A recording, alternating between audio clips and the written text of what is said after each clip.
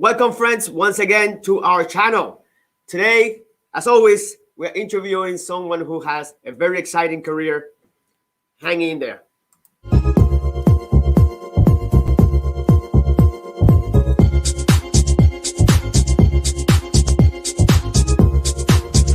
And most important, sail fast.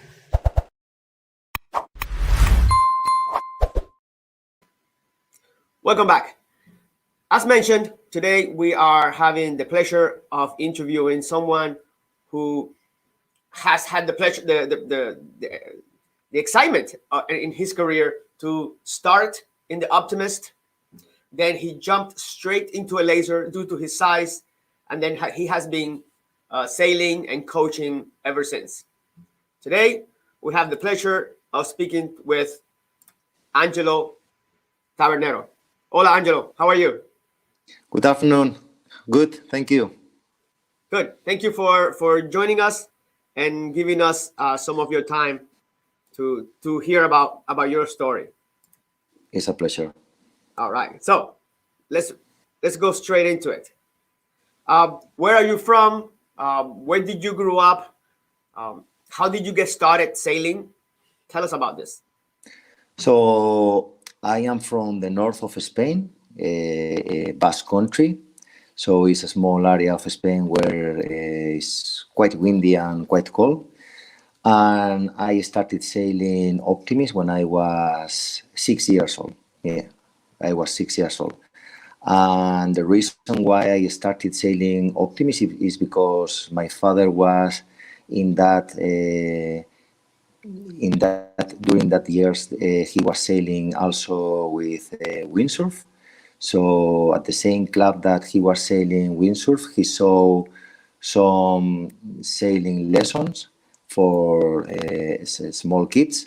So he decided why not to try to sail a bit Optimist with my son.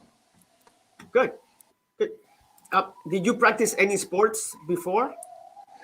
I have been always. I was very tall in the past, so I try also to play basketball at the same time. But the problem was that during the weekends, you always had to decide if to go for sailing Optimist with the team or play basketball with the other team. So at the end, sailing Optimist won. Playing basketball. Yes. Yeah. Good. Good for all of us. Good for all of us. So, Angelo, how did you go from sailing as a passive sport into a competitive sport? When I was sailing in Basque Country, it was a small lake, and we usually sail alone. We never had a coach during that period that I was sailing Optimist. There was only a person who was taking care of us when we capsized with the boat or something like that. And immediately I started to be 16, 17, still with nobody coaching me. Also, it was time to decide what was going to be the next point to study. So one of the options was to go to Barcelona to study economics, and this is what I did. The thing is that I was very lucky because during that period in Barcelona, there was all the Olympic sailing team. They were preparing for the Olympics in Atlanta. So all the 470 sailors, Tornado sailors, Fin sailors, Laser sailors, yeah, they were together training in Barcelona. So when I arrived to Barcelona to study economics, also I decided to keep sailing laser already, not Optimist, of course, laser, but we're trying to be a bit more serious on the water. Instead of just sailing during the weekends like with the Optimist, I decided to sail weekends plus Monday. In some months I was sailing weekends plus 2 days per week, and at the end I was nearly sailing 5-6 days per week. At the same time that also I was at the university. The good point is that at the same time I was sailing so many days. For first time, I had a coach, and for first time I was also training with good partners. Good, good, good. Glad to hear. Sounds like a good transition from fun to becoming, more aggressive. Yeah, Um, yeah. Angelo, go ahead. No. Is there a particular event that holds more emotion to you, that it's more important? Yes. The thing is that the truth is that when I jumped from Optimist to Laser, that it was an Olympic class, I was not a good sailor because, like I told you, I never had a coach before. So at the beginning, Right. when I was training with all these guys, I was always the last, and the international regattas that I started to do, I was nearly always the last at Europeans, at too many regattas that the only target was to be there and to see the points that I had to improve for the next one. So since I was 17, 18, one of my biggest targets was to win the nationals, the Spanish nationals. So for me, the most important event was when for first time I won the laser standard nationals in 2010 after so many years training for that. So for me it was the most important moment. Yeah. Also, it was a very important moment because it happens 1 year after a big injury that I got on my back. So I had to be 1 year with no sailing because my lower back was in very bad situation. So I had to be 1 year with no sailing. All the doctors told me that not possible to sail again, especially laser.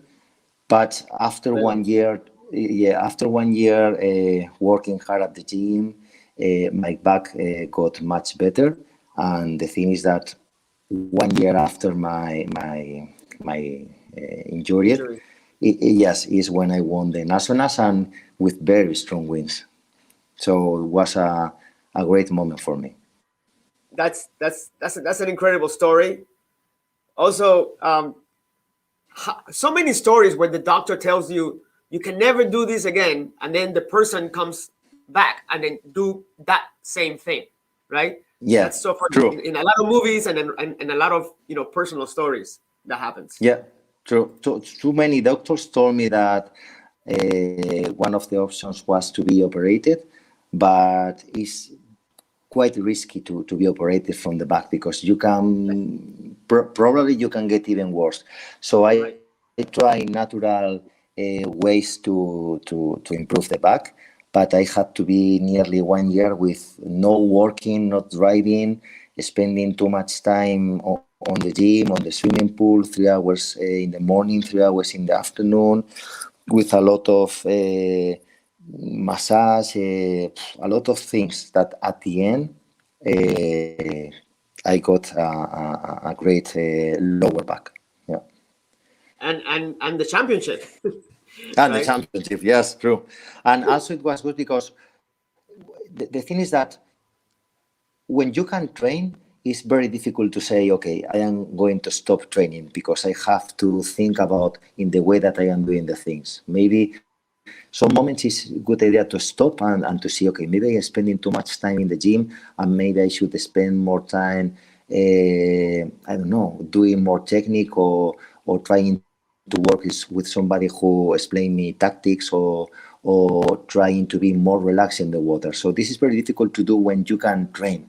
But when suddenly, because injured, you must stop and you cannot go for training, sometimes it's good moment to see your situation and to see yourself from other side.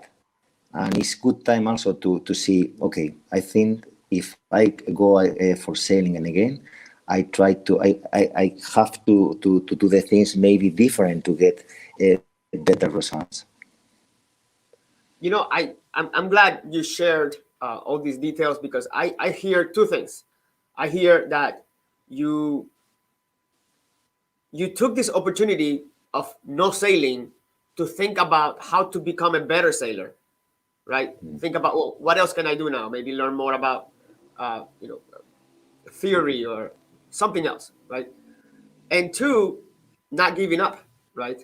And that's always very important. That's always very important.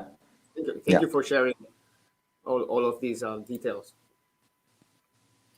So, um, Angelo, what is about sailing? You've been sailing for a long time, right? All of your life. But as a sport, what is that attracts you the most about sailing? For me, it's the contact with the sea. I mean, you can be training every day on the same place, but nearly every day is different. Nearly the waves, the size of the waves nearly is different.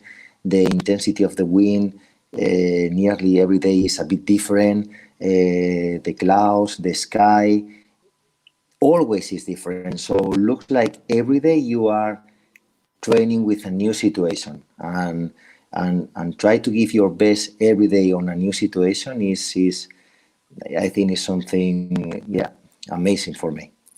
Yeah.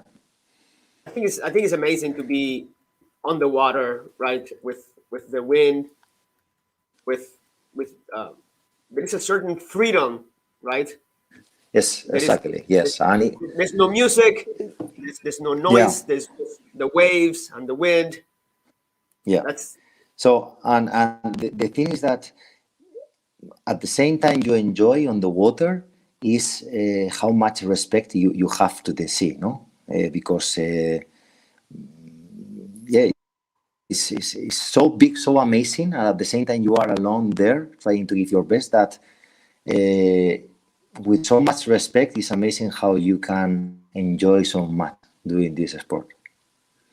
I agree. I have a lot of friends who are not sailors, and they think that we are just cruising around in the water, and when we are racing, right? And we're fighting Yeah, against the wind, the current, the waves, and like you said, yeah, we learn to respect the sea, right? We learn to respect yeah, the waves, the ocean, right? yeah, To to because it can be scary sometimes if it's too windy. yeah, yeah, for sure, The waves are too big. So I'm glad you're for sharing sure. Yeah, this.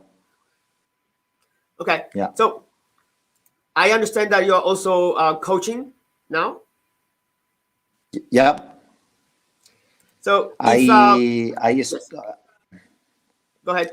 I stopped competing seriously laser in 2011. Yes, because I too many years trying to qualify for the Olympics. At the end, I didn't got it because, as you know, only one person Right. from each country, from each class is at the Olympics. So sometimes you are not the best.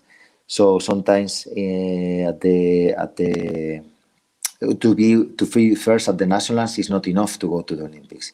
You have to qualify your country, and during the regattas that I tried to qualify, I couldn't give my best. So sometimes I was second, sometimes I was third, sometimes I was fifth, and it was not enough to go to the Olympics. So after too many years training so many days per week, and traveling and spending time and spending money, and not maybe using your time to another important things on the life, I decided to stop competing, and I started to be a coach in 2011.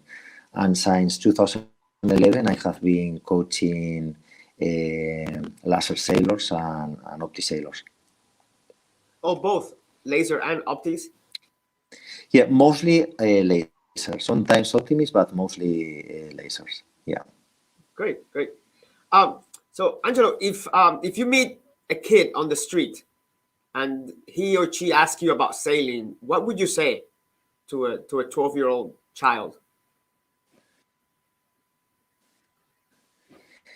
About sailing, Yes. I think sailing is a sport that is a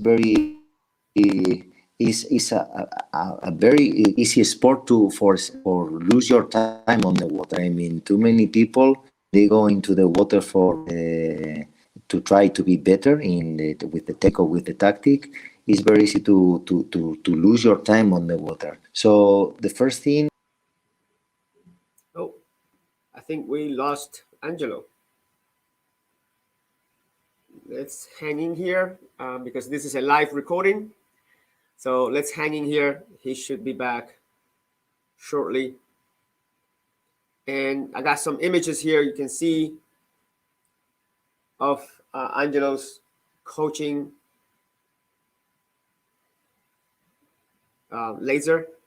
Oh, here he is.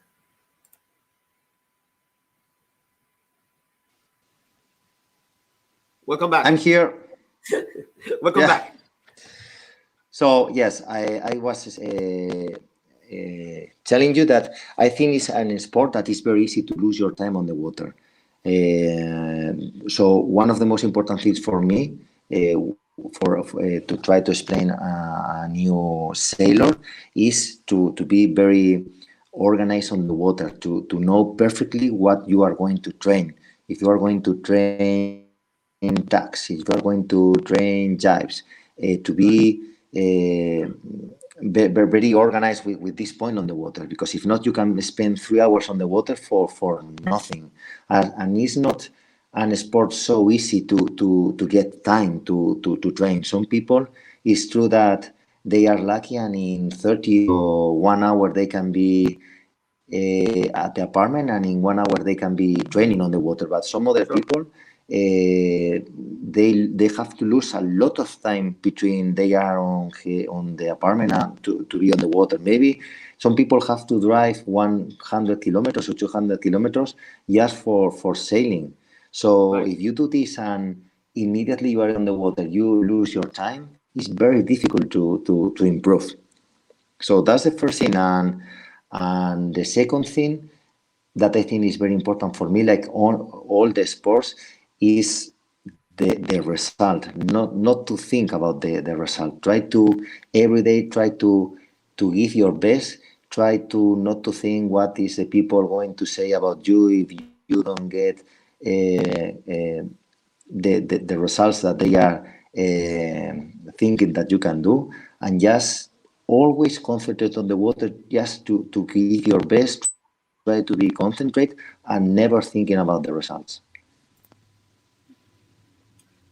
I like that, and I like that you mentioned that if you would tell these kids to focus, right, on what they want to achieve, because because of the time, right, that allows some folks that have to sailing and to be more effective. So thank you for Yeah. sharing. Thank you for sharing that. Um, Angelo, anything else you would like to add about yourself or your career? Mm, Not really, not really. Just like now I am living here in Barcelona, and we are going to organize this September the Laser Senior Wars and the Laser All Master right. Wars. Yes. So the only thing is that we are.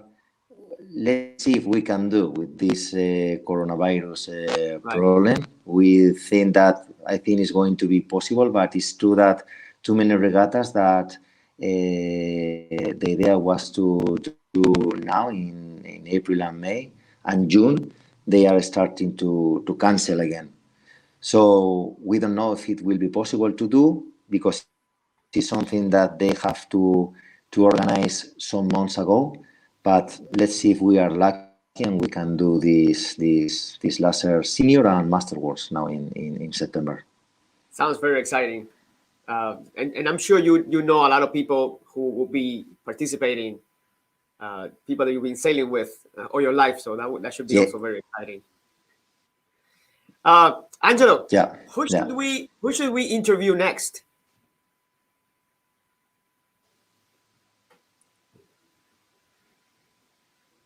who should we interview next? Sorry, can you repeat, please? Yes. Who should we interview next? Who do you recommend that we interview? Wow.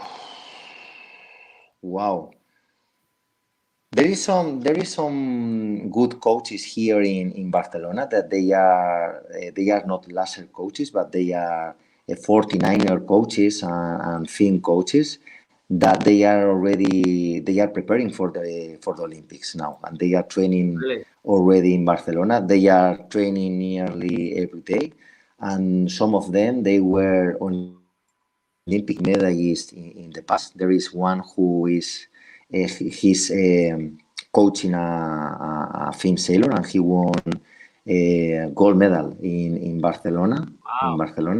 in '92 with film.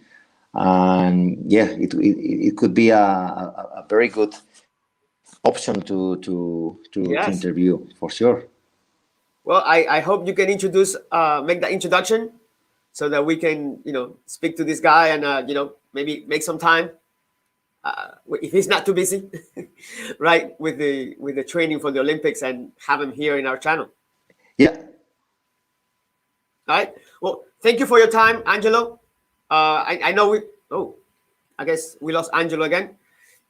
We've been talking to Angelo since November, trying to coordinate the best time to arrange an interview, and we finally did it. I'm very excited. He's got a great career, and it's been a whole lot of fun learning about him. Thanks, everybody. Follow us, sign up, and keep liking our videos.